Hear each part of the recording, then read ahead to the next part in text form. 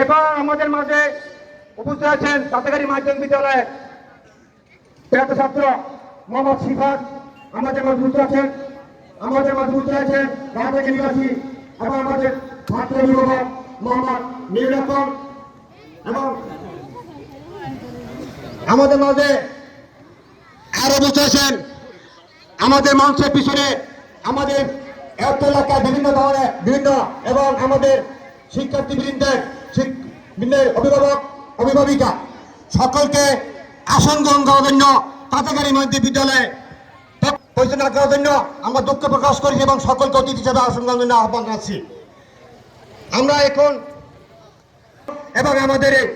সাবেক অবসরপ্রাপ্ত মরহুম নূর আহমদ স্যারের সুযোগ্য সন্তান কাজ করতেছেন। আমাদের মাঝে উপস্থিত হচ্ছেন নাজিব ইউনিয়ন পরিষদের